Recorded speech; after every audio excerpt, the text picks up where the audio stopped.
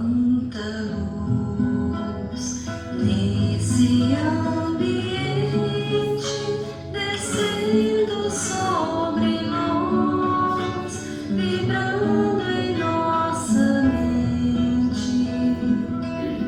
Quanta luz quando assim em prece, como a alma cresce aos olhos de Jesus.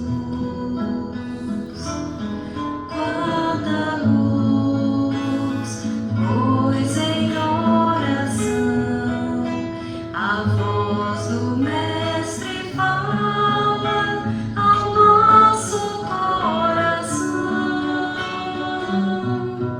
Quanta luz descendo sobre nós. Quanta luz, quanta luz.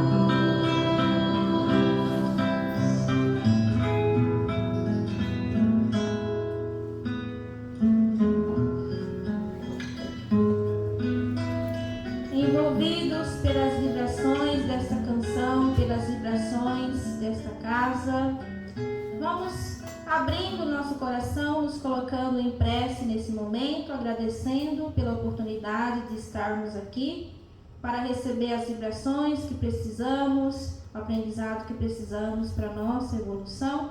Pedimos que o Mestre Jesus ilumine a todos nós, ilumine nossas mentes, abra nosso coração para que possamos absorver aquilo que precisamos e nos inspire para que possamos colocar em prática. Que a sua paz esteja conosco hoje e sempre. Que assim seja. Simone, com você.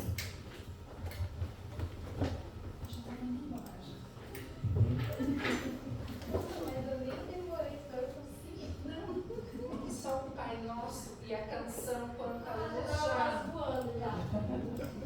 já vou embora, não precisa fugir da casa. Vou fugir, acho que nem precisava da palestra.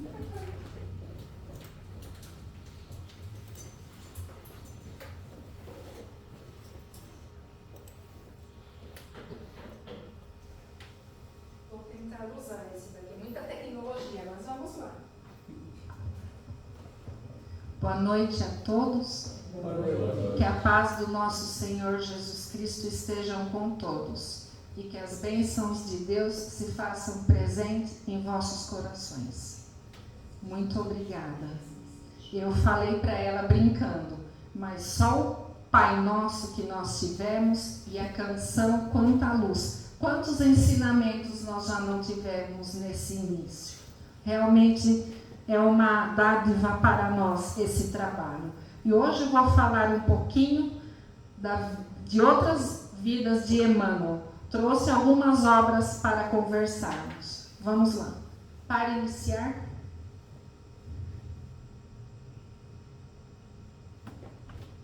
Onde que tem que apontar?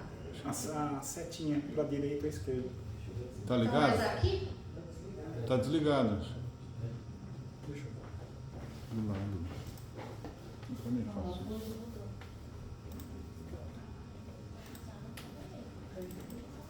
Tá ligado? Volta no slide dela. Pronto, testa agora. Conecta de novo aí. Não funcionar, não tem problema, não. Agora acho que foi. Aí. Não tem problema. Ele está devagar e eu também, então dá tudo certo.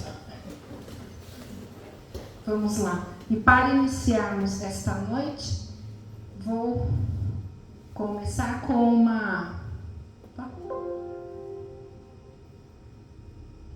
uma frase de Emmanuel. Ele nos diz o seguinte, que está no livro Justiça Divina. Atende, pois, de coração alegre ao dever que te cabe, e se ninguém na terra dá conta de teus passos, ignorando-te a presença, nem por isso abandones o trabalho humilde que a vida te confiou, na certeza de que Deus é também o grande anônimo, a ensinar-nos, na base de toda sabedoria e de todo o amor, que o mais alto privilégio é servir e servir. Deixo vocês com essa imagem, que hoje nós vamos caminhar um pouquinho nesta obra de há 2000 anos, de Emmanuel. Vamos caminhar em algumas passagens, não todas, em algumas passagens interessantes. O título do nosso estudo de hoje é há 2000 anos, o encontro do senador Públio Lentulus com Jesus. Mas nós não vamos focar muito nesse encontro. Muitos leem o livro pensando somente nesta passagem, mas nós vamos hoje caminhar por alguns capítulos e nós veremos que existe muito mais história além dessa daí, entre tantos outros personagens. Então o convite são as reflexões da noite. E esse cenário é por onde passa toda a nossa história. Vamos lá. Se eu me empolgar, é porque o livro é muito interessante. Eu vou contar algumas passagens, mas aí fica o convite para vocês lerem, conhecerem mais a fundo. Vamos lá. Conta a história do senador, um poderoso senador romano. Era casado com Lívia, esposa e mãe virtuosa. O casal possuía 2 filhos, Flávia e Marcos. Flávia, na verdade, toda a história, o início dela é em cima desta personagem, de sua filha, Flávia, que ela era portadora de hanseníase, uma doença que todos nós sabemos não tem cura. E o senador, muito triste, principalmente por ser senador romano e ter todo ali o poder político e econômico em suas mãos, poderia fazer qualquer coisa, menos curar a sua filha de hanseníase. E a história inicia. Ele conversando ali com outro colega que também era senador, falando das preocupações que giravam em torno ali da filha e a esposa grávida, ainda ela não tinha o filho. No momento era só Flávia no início da história. E aí eles conversam sobre as dores e as dificuldades da família, e ele faz como se fosse um desabafo para o amigo. Como é que eu posso continuar a vivendo com a minha filha desse jeito? E eu, na posição em que eu estou, poderia fazer qualquer coisa, menos curar a minha filha. Aí, diante dessa conversa, o senador conhece ali um escravo negro, escravo, ele era escravo do amigo dele. E esse escravo começa ali um assunto sobre a ideia da reencarnação. E aí pergunta para ele o que pensa. É a conversa entre o escravo e o senador Públio Lentulus, vulgo Emmanuel, que nós conhecemos. Mas vamos lá. Talvez essa conversa seja o primeiro contato ali do senador sobre a reencarnação. E aí ele pergunta ao amigo, o que o amigo acha? O amigo não acha nada, o amigo tenta desconversar. O amigo também, crente ali na sua posição política e econômica ali do Senado romano, ele tenta desconversar e falar para o seu amigo Públio: esquece dessa história, isso daí não existe, é fantasia. E aí o senador vira para ele e insiste que somente a reencarnação poderia explicar tanto sofrimento da sua filha, da Flávia. Olha um ponto interessante ali. Ele já já inicia com esses pensamentos, já é um posicionamento diferente. Mas para aqueles que conhecem toda a trajetória dele, verá que ele foi, em outras existências, muito cruel. E que ainda nesta vida, ele continua sendo muito cruel. Mas vamos adiantar mais um pouco. Ainda nesse ambiente de poder, maldades e malícias. Vamos lá. E aí, como naquela época, o amigo vira para ele e fala assim: faça um sacrifício ao Deus ali que você tenha devoção. sabe esse sacrifício não acaba auxiliando na cura da Flávia, da sua filha. Pede para ele fazer um sacrifício. E a esposa do amigo, que gosta muito ali da Lívia, tem muito contato com ela, fala para ela também, faça um sacrifício para que consiga ali resolver e auxiliar. Aí, passado aquele primeiro momento, o senador começa a contar ao amigo um sonho que teve. Olha que sonho interessante. Ele sonhou que ele havia retrocedido ao passado, na mesma época em que ele vivera um outro político, a quem ele se sentia ligado. E no sonho, o senador Públio e esse político tramavam contra o Senado ali romano da época. E aí o senador via ali em suas mãos sujas de sangue e lágrimas de inocente. Isso daí tudo em sonho. E ainda no sonho, o senador Públio, ele percebeu que ele mandou matar muitos dos seus inimigos, bem como arrancar os olhos de outros, o que era uma prática violenta comum entre os romanos da época. Mais à frente, vamos lá. E aí o senador, ele viu que nessa mesma época, ele próprio foi executado por estrangulamento, contando ao amigo que nada acredita. Vamos seguir mais um pouco. Depois desse estrangulamento, ele se viu numa espécie de umbral, e ele nada sabia disso. Ele estava apenas relatando ao senador. Mas vamos lá. E aí, nesse umbral, ele foi socorrido por Lívia, que já era um espírito mais evoluído que ele. E aí Lívia o socorreu, o auxiliou e levou ao tribunal onde ele foi julgado. E nesse julgamento foi-lhe dado a oportunidade de reencarnar para lavar as manchas do seu passado. E aí Lívia reencarnaria com ele para auxiliá-lo. Foi dada essa missão aí. Ele relatando tudo isso ao amigo. Aí o amigo virou para ele e falou assim: você tem certeza que foi sonho? Tudo isso não passa da sua imaginação. Acho melhor você não passar essa história adiante, porque vão achar que você está ficando louco. Você vai totalmente perder o crédito que você tem ali e a sua posição de senador. Falou para ele esquecer e não tocar mais nesse assunto com ninguém. E aí ele fica quieto, ele não fala mais nada. E aí o que ocorre? Vamos lá. É aí que começa toda a nossa história, ainda nesse cenário. Vamos lá. Ele fala que ele precisa buscar rapidamente um tratamento à filha. E aí o amigo sugere que ele vá para a Palestina, porque lá os ares são melhores, capaz que faça bem para ela se sinta melhor. Fala para ele, vá para a Palestina. Aí eu faço assim, tá? Ele se recusou a ir até o filho nascer, o filho Marcos nascer, que ela estava grávida. Então ele falou, eu vou esperar meu filho nascer, a hora que meu filho nascer, aí eu vou. Nesse meio tempo, o que o amigo dele fez? Providenciou toda a mudança do senador Públio de Roma para Palestina.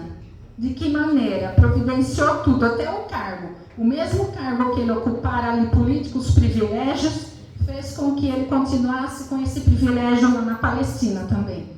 Falou assim, eu vou te ajudar, meu amigo. Só tenha um pouco de paciência. Eu vou transferir você de um trabalho para a Palestina para você buscar um tratamento para sua filha. E aí foi feito isso. E aí o tempo foi passando, aí a mudança foi sendo preparada. Da Lívia, da Flávia. E aí o conselho que o amigo dá para o senador. Ele fala assim para o senador, tome muito cuidado naquela região. Porque naquela região temos muitos escravos. E os escravos costumam se rebelar com os soldados romanos. Então seja ríspido, assim que acontecer algo, para você mostrar realmente a sua autoridade de romano. É esse o conselho que o amigo dá para o senador Públio. E ele se recorda desse detalhe. Aí parte com toda pomposidade dos soldados ali de Roma para a grande viagem. Nós vamos chegar num ponto muito principal, antes do encontro do senador com Jesus. Vamos lá nessa viagem, vamos caminhar mais um pouco.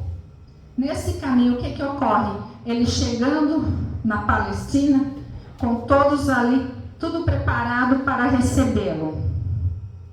O que ocorre? Eles estão se encaminhando para casa, eles vão ficar na casa de um tio do senador Públio. Só que o que ocorre? A amiga de Lívia dá alguns conselhos a ela. Fala para ela assim: você tome muito cuidado com esse tio, porque ele não é nada bondoso, ele é nada do que está parecendo. Por quê? Olha as calúnias, as informações como vêm até nós. Mas aí era uma amiga de Lívia tentando orientá-la, alertá-la. Fala assim, ó, tome muito cuidado, porque ele perdeu a posição que ele tinha de Roma ali, então ele está vivendo como um cidadão comum. Então eu não sei até onde vocês serão bem recebidos ali. Cuidado, porque é uma região muito perigosa, muito maliciosa, e onde existem muitos confrontos e o disse-me-disse, as maledicências, ou o que nós conhecemos hoje por fofocas, intrigas, brigas por posição social. A amiga diz isso para a Lívia. A Lívia já começa a ficar preocupada, porque era um espírito puro e sincero, e não tinha maldade no coração. E aí ela parte com esse sentimento que já queria ficar. Mas por conta da doença da filha, ela vai com o senador e muda-se. No meio do caminho, o que ocorre?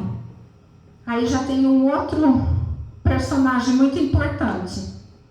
Tem um escravo que estava ali. Um escravo, ele tinha 18 anos. Pega uma pedra e joga. E nesse momento estava passando quem? O senador com a família. Só que a pedra pega em Lívia. Acaba machucando um pouco ela. Só que era um garoto de 18 anos que não sabia nem o que estava fazendo. Acho que viu a comitiva passar e estava ali. Pegou e jogou a pedra. Nesse jogar a pedra, acertou a Lívia. E aí começa uma trajetória assim, de muita tristeza. Por quê? Quando acertou a Lívia, o que o senador faz? Chama um dos seus ali, soldados ali, mais atenciosos e mais cruéis. Pede para capturar o escravo que fez isso e manda dar várias chicotadas nele. Tudo isso na frente de Lívia. Vamos lá. Qual o comportamento de Lívia? Lívia concorda com isso, com essa atitude? Não concorda, porque estava muito além do que ela desejava ali. Porque ali ela estava buscando paz e um momento de tranquilidade com a família, em busca de curar a filha. E aí o marido cruel e vingativo. Na hora ele lembrou do conselho que o amigo deu lá em Roma. Seja implacável, não tenha piedade. E aí ele manda chicotear esse rapaz de 18 anos. E aí Lívia suplica para que ele pare, porque ela não aguenta mais ver essa cena. Aí ele para. O que ele faz? Talvez ele faz coisa pior. Ele manda esse jovem, ele manda para que ele seja castigado novamente e manda para as galeras. Naquela época, as galeras era como se fosse uma sentença de morte, porque dificilmente você sairia de lá vivo. Olha que triste. E ao ouvir essa sentença, esse rapaz olha com muito ódio e desprezo e o desejo de vingança. Um desejo de vingança nascendo ali, nesse jovem de 18 anos. E aí, passando, vamos caminhar mais um pouco. Nesse tempo, o que ocorre? Vamos focar ainda ali, nessas maledicências, nessa cena. Vem até o senador, o pai de Saul, André. Vem pedir pela vida do seu filho. Ele fez sem pensar. Ele não tinha noção do que estava fazendo. Por favor, não justifique enviá-lo para galeras. Aí o senador, com aquele sentimento de que ele poderia fazer algo, e aí ele lembrou dos seus sonhos lá atrás, que ele teve. E aí ele falou, vou tentar fazer algo. Mas esse vou tentar é um pouquinho. Não foi aquele sacrifício enorme também. E aí ele pede para os soldados ali buscar o Saul que ia libertá-lo para ir até o pai. Nesse momento, quando os soldados vão até a prisão, ficam sabendo que houve ali uma situação e que o Saul fugiu. Mas por ele pensou assim, ele vai retornar ao pai. E aí parou as buscas. Mas não foi por aí. Aí já começa uma trajetória de vingança. Por quê? Porque o que aconteceu com esse rapaz? Ele não fugiu, ele foi vendido por um mercador ali. Ele foi vendido. E esse mercador, sabem aonde ele foi parar? Lá na casa do amigo dele lá de Roma. Porque o rapaz lá, o amigo dele que conseguiu os escravos para trabalhar para ele. E ele foi para lá, como escravo. Só que assim, um escravo que a família se afeiçoou muito a ele. Os filhos se afeiçoaram muito a ele. Mas não deixava de ser escravo. E aí o pai nunca mais o viu. E aí nesse momento há ali uma conversa muito tensa. O André, o pai, diz assim para o senador: Senador, eu desci da minha dignidade para implorar vossa compaixão, mas aceito a vossa recusa. Acabais de comprar com a dureza do coração um inimigo eterno e implacável. Ele falou, é como se fosse uma ameaça ao senador, prometendo vingança. E aí ele vira as costas, vai embora, e o senador continua ali a vida, achando que ele tinha escapado e tinha retornado ao pai. A vida continua. Vamos lá então. Olha as idas e vindas por conta de um ato. Para por aí não. Vou contar só um pouquinho. O que originou tudo isso do André? Originou que para ele devolver o que o senador fez para ele, olha a vingança. Um ponto ruim. O que ele fez? Ele foi lá e por aliciar os empregados ali da casa do senador, acaba sequestrando o menino. Não era recém-nascido, mas o menino era pequeno ainda. Acaba sequestrando e o leva. Tanto que o senador, o tempo que ele permanece ali em Roma para tentar a cura da filha, ele não consegue achar o filho. Ele não acha. Nessa existência, ele não chega a se encontrar mais com o filho. E aí, o André leva esse menino. E faz desse menino como se fosse seu filho, porém escravo dele. E esse menino ele não retorna mais ao pai. Diante de tudo isso, o senador amoleceu o coração? Não. Muito pelo contrário, ele não amoleceu. Para por aí a história? Não para. Nós temos ainda aí uma história muito triste a contar. Vamos lá. Ele fixa a residência em Cafarnaum.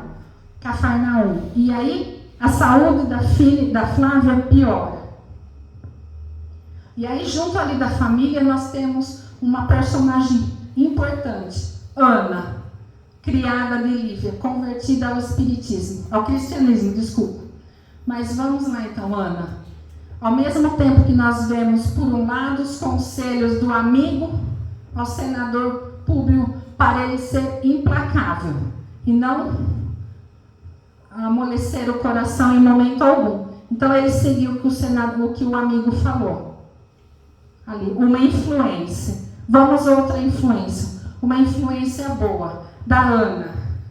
Ana, um ser humano ali, um espírito que, como já era convertida ao cristianismo, um espírito diferenciado que veio e se tornou amiga de Lívia, era criada de Lívia, mas era como se fosse amiga pessoal dela ali.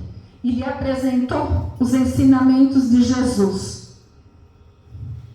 Aí começa uma trajetória muito linda, uma amizade muito linda entre elas. E aí Ana leva a Lívia para ouvir as pregações de Jesus, lá no lago de Genezaré.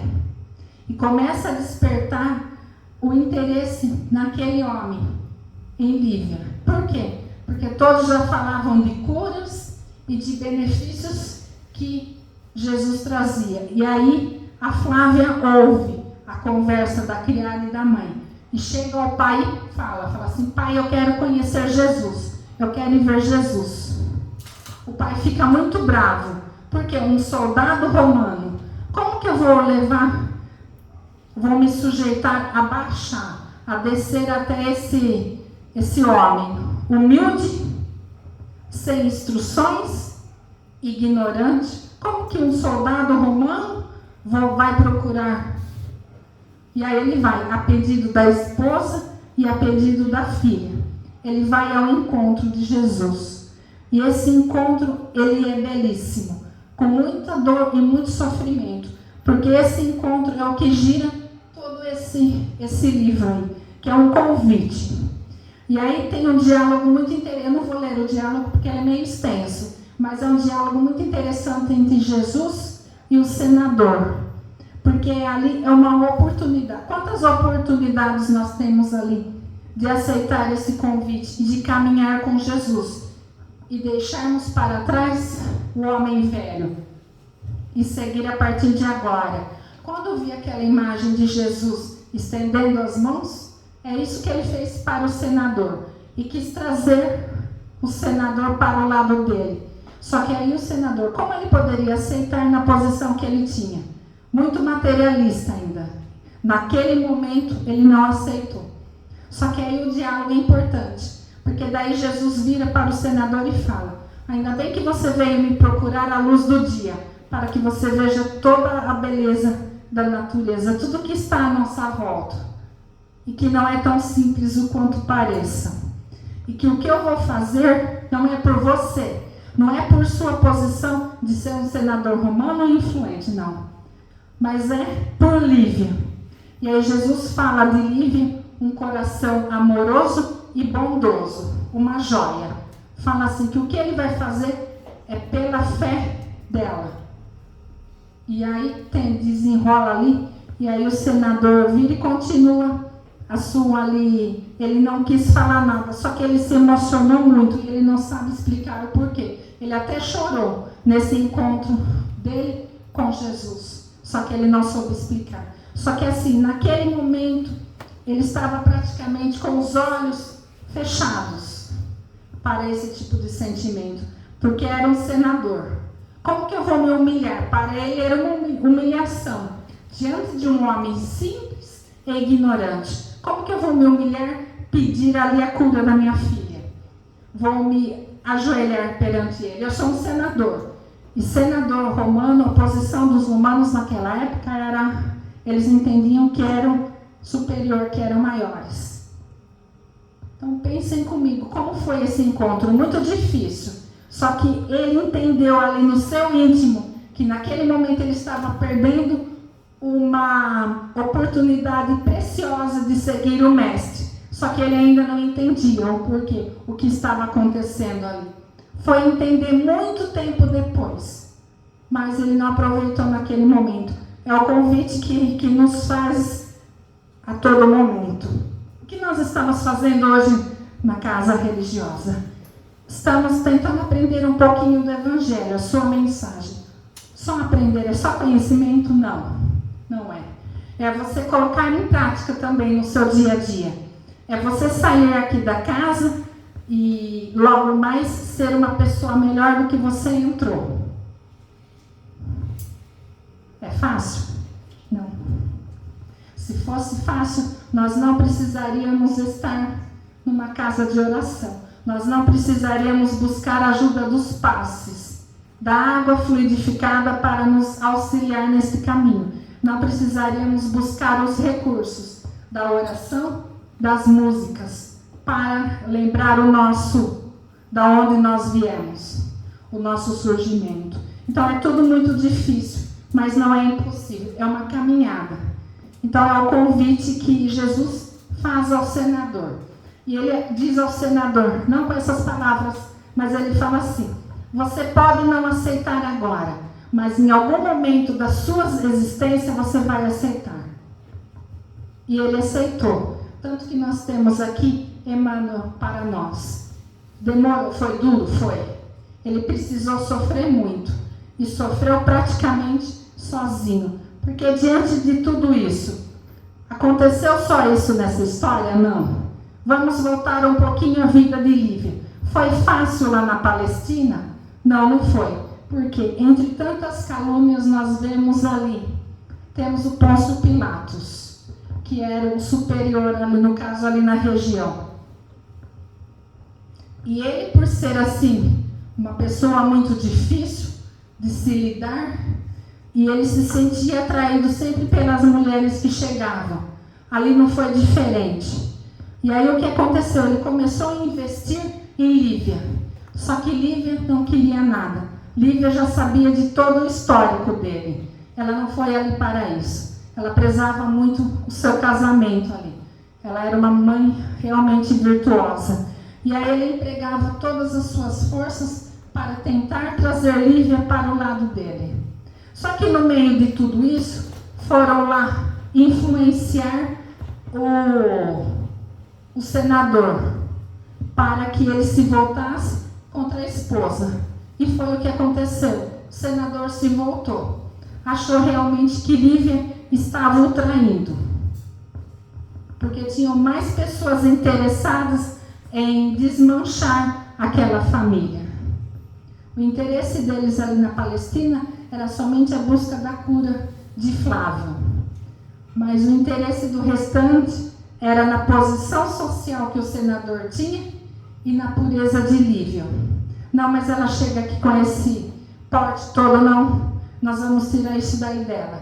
E aí começaram as intrigas ali para o marido, falando dela, que ela estava o traindo. E é muito interessante, porque assim, o que ela fazia para ouvir a pregação de Jesus? Ela saía no meio da noite com Ana. Só que assim, o senador não podia ficar sabendo. Porque se ele ficasse sabendo, ele não concordaria. E ela queria ouvir as pregações de Jesus. Então ela saía às vezes no meio da noite, ali da tarde, e sumia com a Ana, para ir ali onde Jesus falava. E assim, Lívia era tão generosa que ela pegava o dinheiro e doava ali para o povo que estava ali para ouvir Jesus também. E ajudou muito a família de Ana.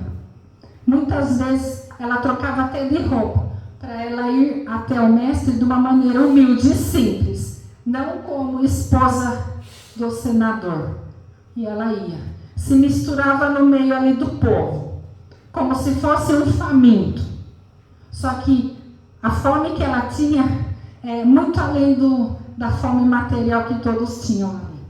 Era uma fome espiritual, era uma necessidade espiritual, que é o que diferenciava ela. E ela acabou ajudando muito ali a família de Ana. E Ana o tempo todo ali, falando para ela, tenha fé, tenha calma, que vai dar tudo certo. E ela consegue ir até Jesus e ouvir a pregação. Só que para por aí, não para.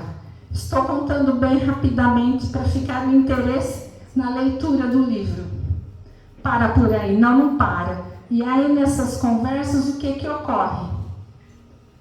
Jesus, ele é preso.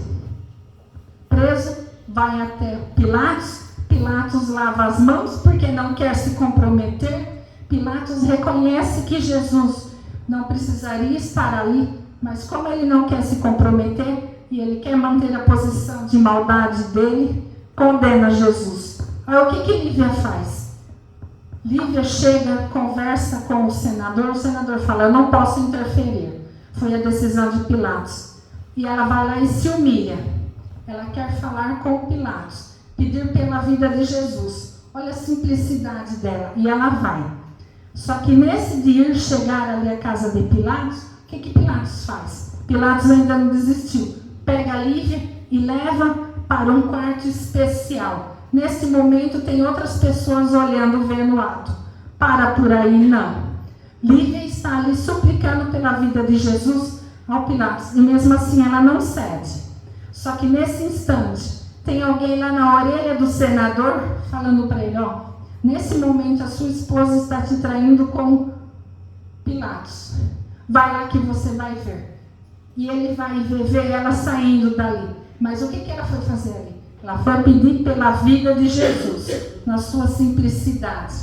E aí gera mais confusões ainda, mais brigas. Tanto que toda essa existência aí que eles passaram ali na Palestina, o senador se afastou de Lívia. Moravam juntos, mas não conversava com ela. Aí ignorava ela, porque achava que ela tinha o traído ali. Ignorava todas as decisões que ele tomava, era por si. Muitas vezes não deixava ela nem se aproximar de Flávia, por conta do ocorrido.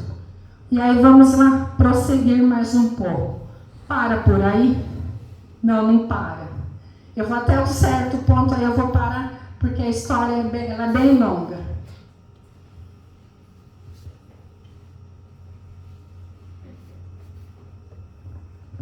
Vamos lá, num ponto crucial. Lívia e a Ana vão para Catacumbas, ouvir um novo pregador, depois que Jesus já tinha ido embora, ouvir um novo pregador ali do Evangelho. E aí elas vão.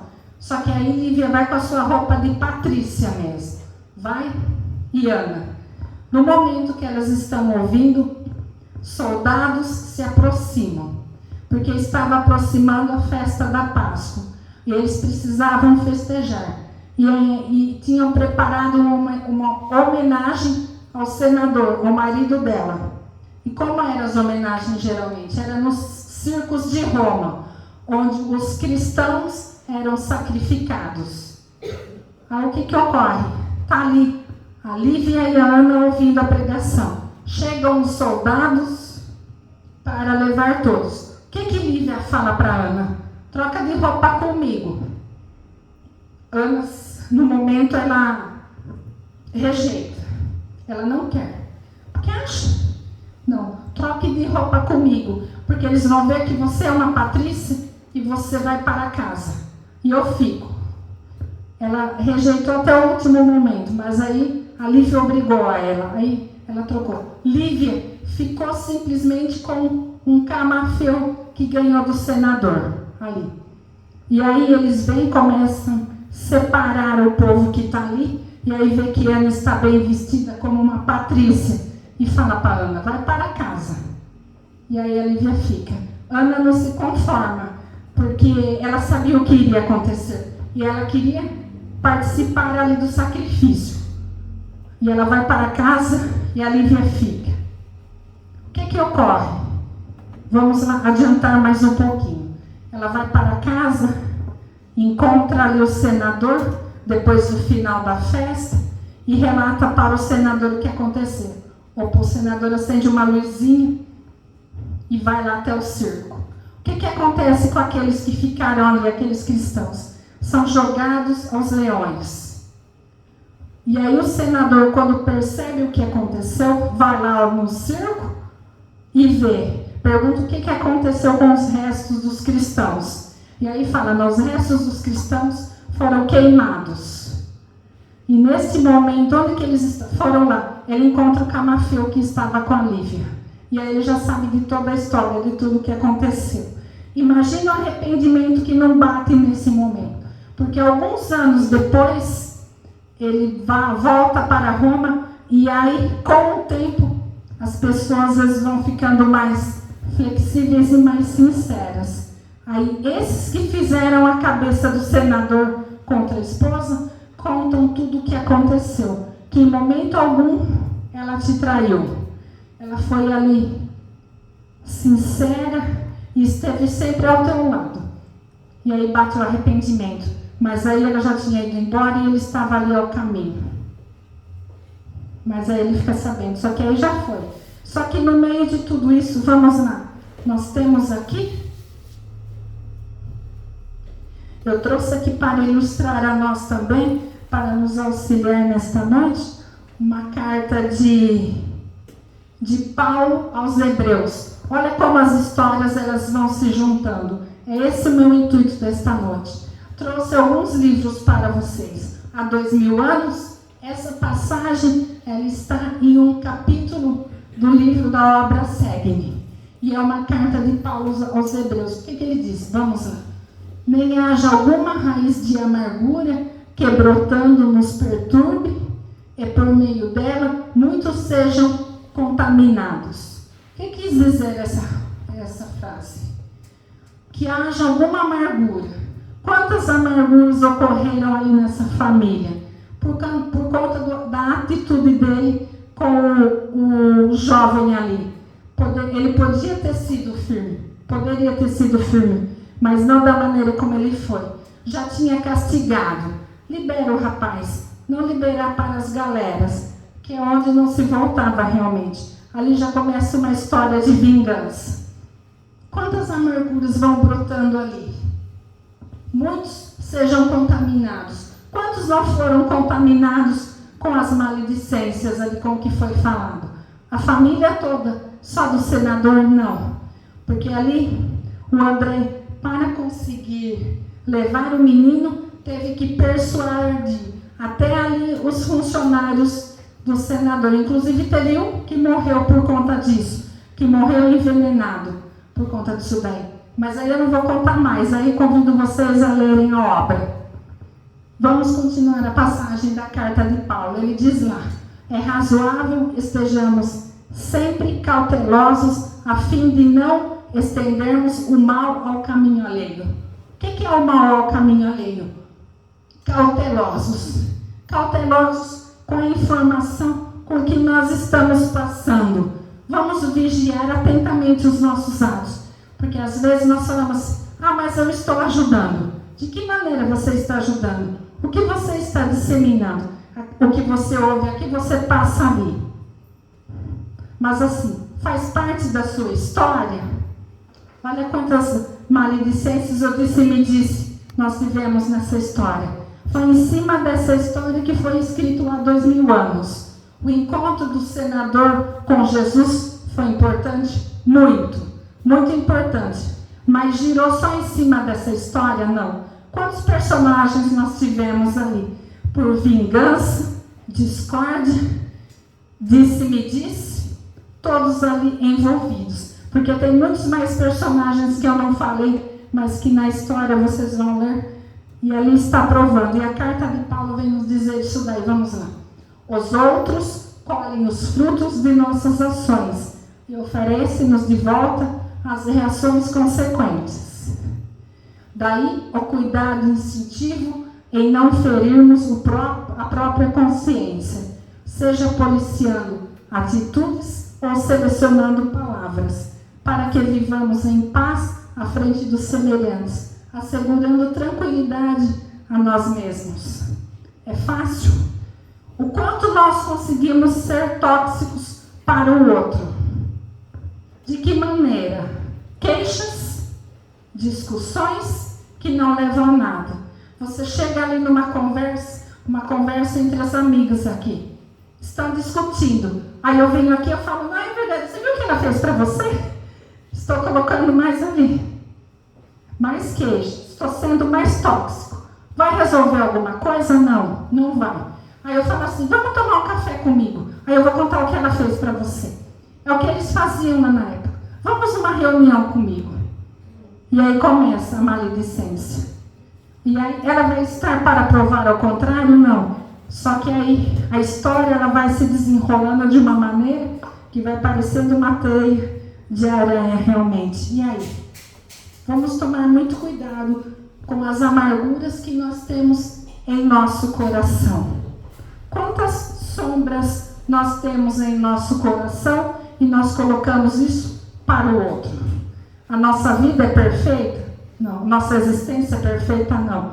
Mas nós não estamos aqui para ser perfeitos. Nós estamos aqui para trabalhar. Então vamos trabalhar e tentar fazer da melhor maneira. Para bem servir ao Senhor. Não é razoável marchemos ao longo do trabalho honroso a maneira de cooperadores lacrimosos e descontentes. Vamos lá. Temos os trabalhos aos sábados, aqui como eu vi. De que maneira nós chegamos no trabalho? Opa, mais um sábado. Que horas que vai terminar mesmo? Que horas que é o lanche mesmo, se tem lanche? Que horas que? será que eu posso usar meu celular? Aí eu vi, mas eu tenho um compromisso, daqui a pouco eu tenho que sair rapidinho. Então, qual é o nosso comportamento? Qual é a nossa colaboração para os trabalhos? De que maneira nós estamos servindo? Vamos continuar na carta de Paulo. Em muitas circunstâncias, contudo, não nos imunizamos contra os agentes tóxicos da queixa. Superestimamos nossos problemas. Supomos nossas dores maiores e mais complexas que a dos vizinhos. A minha dor é maior que a dela. Você sabe qual a dela? Não importa, a minha é maior. Vamos lá. E amimalhando o próprio egoísmo. Cultivamos indesejável raiz de amargura no solo do coração. Daí brotam espinheiros mentais, suscetíveis de golpear quantos renteiam conosco na atividade cotidiana, envenenando-lhes a vida. Vamos voltar um pouquinho ao senador. O senador teve outra oportunidade de vir com a Lívia? Que eu conheça, não.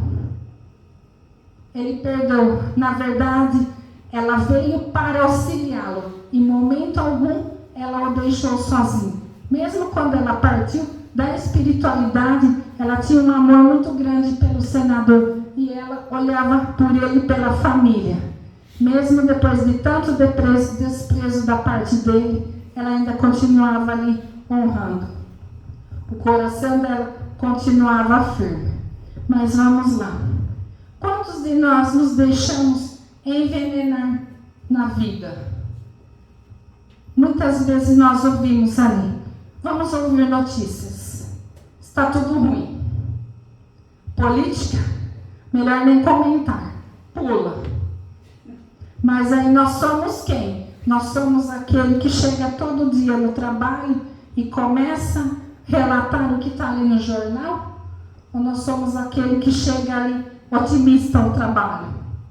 A situação está ruim, está complicada, tá? Mas vem comigo, vai adiantar você lastimar ali e envenenar o coração daquele que está ali, às vezes, muitas vezes preocupado com a doença na família, em cuidar da família. Vai resolver?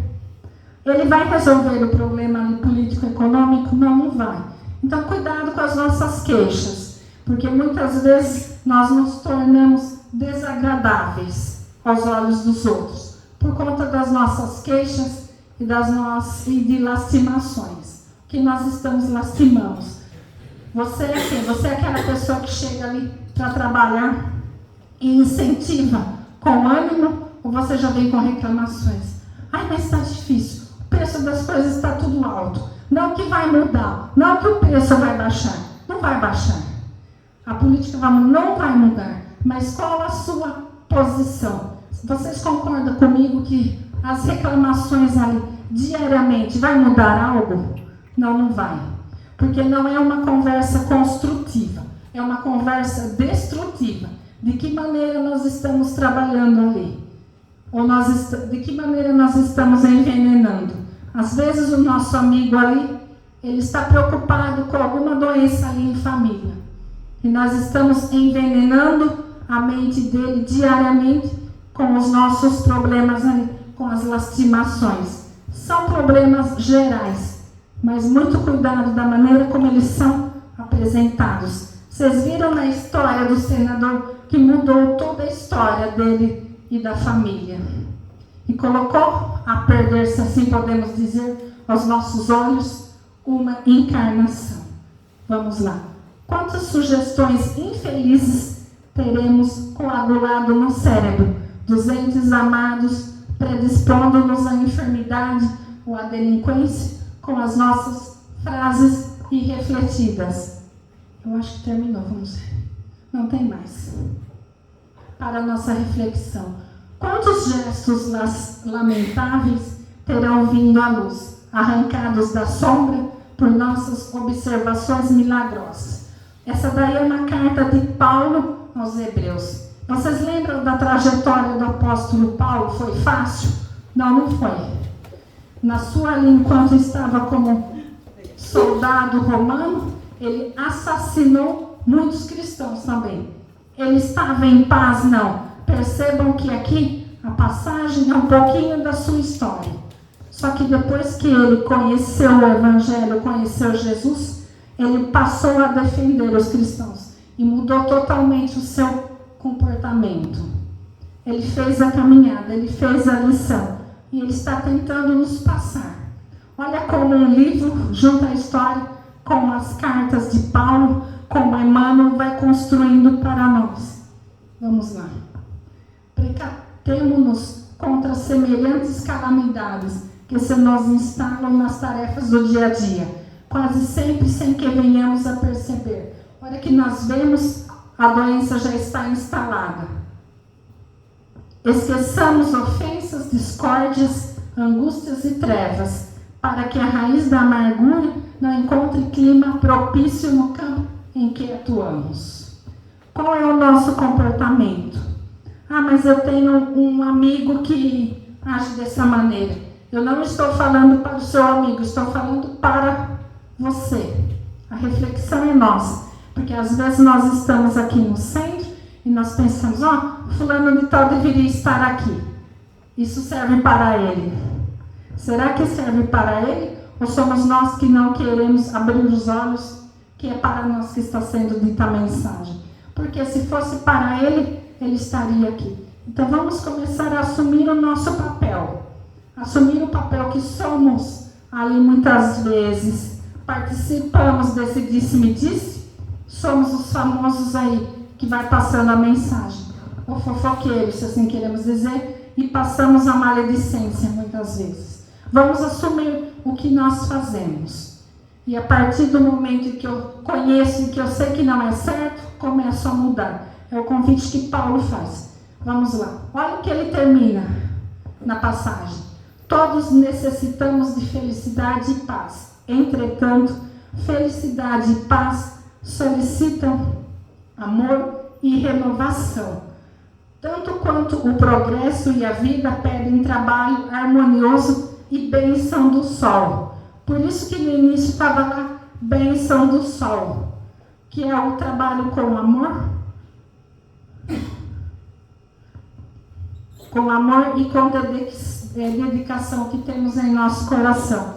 Essa passagem da carta de Paulo aos Hebreus está nessa obra Segue-me, que por acaso ela é de Chico Xavier e é do Emmanuel também. Olha Emmanuel aí se redimindo, escrevendo diretamente a sua história, através da obra 2000 anos, através do Segue-me e de tantas obras que nós temos aí do Emmanuel. Muitas vezes nós achamos, eles escrevem sem pretensão.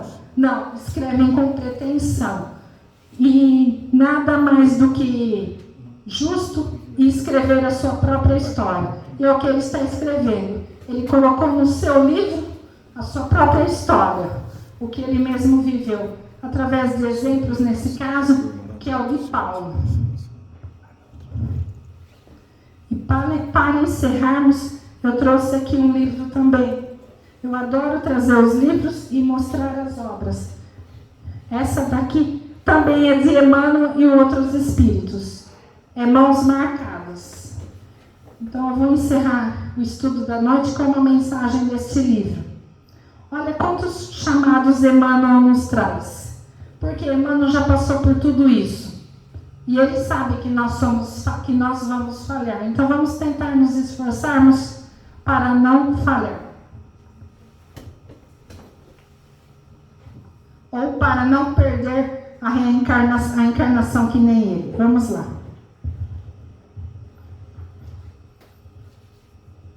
E o que eu separei como mensagem final também é uma mensagem de Emmanuel, que diz assim, é uma prece antes e depois. Vamos lá. Antes de observar a presença do mal, roga ao Senhor para que teus olhos se habituem à fixação do bem, a fim de que depois não te converta a oração em requerimento desesperado. Antes de assinalar a frase caluniosa ou irrefletida, pede ao Senhor para que teus ouvidos saibam escutar para o auxílio fraterno, a fim de que depois não te transforme a prece em apelo sombrio. Antes de caminhar na direção do poço, em que se adensam as águas turvas da crueldade, implora ao Senhor para que teus pés se mantenham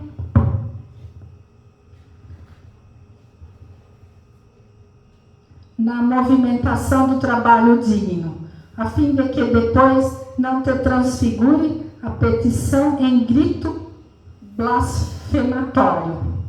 Antes de considerar a ofensa do próximo, solicita ao Senhor te ilumine o coração para que saibas exercer a caridade genuína do entendimento e do perdão sem reservas, a fim de que depois não te expresse a rogativa por label de remorso e maldição. Todos fazemos preces. Depois que o sofrimento nos convoca à expiação regenerativa, quando o processo de nossas defecções morais já coagulou em torno de nosso espírito o cáustico da aflição com que havemos de purificar os tecidos da própria alma. Todavia, quão raras vezes oramos antes da luta, vacinando o sentimento contra a sombra da tentação. Saibamos louvar a bondade e a sabedoria de Deus em todos os passos da vida, rendendo graças pela flor e pelo espinho, pela facilidade e pelo obstáculo, pela alegria e pela dor, pela fartura e pela carência. Para finalizar, agradecendo ao céu as lições diminutas de cada instante da marcha, aprenderemos a tecer com as pequeninas vitórias de cada dia o triunfo sublime que na grande angústia erguer-nos para a alegria soberana, capaz de nos levantar para sempre à plena luz da imortalidade. Vamos lá. Emmanuel aprendeu muito. Prova disso, nós temos essa obra, Segue-me, há 2000 anos, e tantas obras que nós temos aí. Às vezes nós achamos que as obras são assim, obras independentes. Não, são obras que contam as vidas desses espíritos. São obras importantes. Então, quando ler, não vamos ler com aqueles olhos, essa obra aqui eu não vou ter nenhum conhecimento, vai. Porque são obras que contam ali a trajetória de personagens, de espíritos que são colocados. As cartas de Paulo. Paulo se assemelha à vida de Emmanuel. Foi diferente? Foi em alguns pontos, mas foi muito cruel em outros pontos também. Então fica o convite. Talvez numa próxima nós conversamos sobre a trajetória de Paulo. Mas por hoje eu acredito que eu encerrei já. Agradeço a paciência de todos em me ouvir. Muito obrigada.